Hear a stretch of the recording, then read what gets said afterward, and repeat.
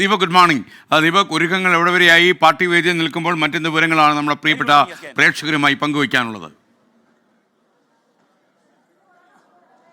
S K ഈ ഹാളിൽ നമുക്ക് ദൃശ്യങ്ങളിൽ കാണാം. സമ്മേളനത്തിൻ്റെ, അതായത് പാർട്ടി കോൺഗ്രസിൻ്റെ പ്രതിനിധി സമ്മേളന ഉദ്ഘാടനത്തിൻ്റെ എല്ലാ ഒരുക്കങ്ങളും അവസാന വട്ടത്തിലാണ്. മധുരയിൽ പാർട്ടിക്ക് പണ്ടേ ശക്തിയുള്ള, തമിഴകത്ത് പാർട്ടിക്ക് MP ഉള്ള ഒരു പ്രദേശം, ആ പ്രദേശത്ത് വലിയ രീതിയിലുള്ള ആവേശം തീർക്കുന്ന ഒരു പാർട്ടി കോൺഗ്രസ് ആണ്. പാർട്ടിയെ സംബന്ധിച്ചിടത്തോളം ജനറൽ സെക്രട്ടറി ഇല്ലാതെ നടക്കുന്ന ആദ്യത്തെ പാർട്ടി കോൺഗ്രസ് എന്നുള്ള പ്രത്യേകത ഉണ്ട്. ഈ ഘട്ടത്തിൽ LDF കൺവീനർ CPIM സംസ്ഥാന സെക്രട്ടേറിയറ്റ് അംഗം TP രാമകൃഷ്ണൻ നമ്മളോടൊപ്പം ചേരുകയാണ്. TP, പാർട്ടിയെ സംബന്ധിച്ചിടത്തോളം ജനറൽ സെക്രട്ടറി ഇല്ലാതെ നടക്കുന്ന ആദ്യത്തെ ഒരു സമ്മേളനം, ജനറൽ സെക്രട്ടറിയെ കണ്ടെത്തൽ ഒരു പ്രധാനപ്പെട്ട കാര്യമാണ്.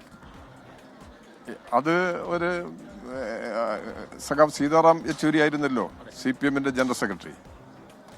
അദ്ദേഹം മരണപ്പെടുന്ന സന്ദർഭത്തിൽ 24-ാം പാർട്ടി കോൺഗ്രസിൻ്റെ ഒരുക്കത്തിലാണ് ഇന്ത്യയിലെ പാർട്ടി. അപ്പോൾ സാധാരണ നിലയിൽ പാർട്ടി കേന്ദ്ര കമ്മിറ്റി തിരഞ്ഞെടുക്കുന്നത് പാർട്ടി കോൺഗ്രസിലാണ്. ആ കമ്മിറ്റിയാണ് ജനറൽ സെക്രട്ടറിയെ തിരഞ്ഞെടുക്കുന്നത്. അങ്ങനെ ഒരു ഘട്ടം നിൽക്കുന്നത് കൊണ്ടാണ് ഒരു പുതിയ സെക്രട്ടറി അപ്പോൾ തീരുമാനിക്കാതിരുന്നത്. അതുകൊണ്ട് പാർട്ടിയുടെ ദൈനംദിന പ്രവർത്തനങ്ങൾ മുന്നോട്ട് കൊണ്ടുപോകുന്നതിനൊന്നും ഒരു തടസ്സവും നേരിട്ടിട്ടില്ല. എല്ലാ കാര്യങ്ങളും സുഖമായി മുമ്പോട്ട് കൊണ്ടുപോകാനും കഴിഞ്ഞിട്ടുണ്ട്. നമുക്ക് ഭരണമുള്ളത്, ഇടതുമുന്നണിക്ക് ഭരണമുള്ളത്, CPIM-ന് ഭരണമുള്ളത്. അപ്പോൾ കേരളത്തെ സംബന്ധിച്ചിടത്തോളം നയ രൂപീകരണ കാര്യങ്ങളിലെല്ലാം നവകേരള സദസ്സ് രേഖ അംഗീകരിച്ചു കഴിഞ്ഞു. അത്തരം കാര്യങ്ങളിലൊക്കെ ദിശാബോധം നൽകുന്നതായിരിക്കില്ലേ പാർട്ടി കോൺഗ്രസ്? തീർച്ചയായിട്ടും കേരളത്തിലെ ഇടതുപക്ഷ ജനാധിപത്യ മുന്നണി ഗവൺമെന്റ് നിലനിർത്തലും ശക്തിപ്പെടുത്തുകയും ചെയ്യുന്നത് അഖിലേന്ത്യാ തലത്തിൽ തന്നെ പാർട്ടിയുടെ മുന്നോട്ടുള്ള പ്രയാണത്തിന് ഏറ്റവും പ്രധാനപ്പെട്ട ഘടകമാണ്. രാജ്യമാകെ ഉറ്റുനോക്കുന്നതും ഒരു ബദൽ എന്നുള്ള നിലയ്ക്ക് കേരളത്തെയാണ്. അതുകൊണ്ട് കേരളം ഈ പാർട്ടി കോൺഗ്രസിലെ അതിനനുസരിച്ചുള്ള സ്വാധീനം ഈ പാർട്ടി കോൺഗ്രസ് ചെലുത്തും എന്നുള്ള കാര്യത്തിൽ യാതൊരു സംശയവുമില്ല. പുതിയ ജനറൽ സെക്രട്ടറിയുടെ ചർച്ചകൾ ഇങ്ങനെ നടക്കുകയാണ്, പലതും വാർത്തകളിലുണ്ട്.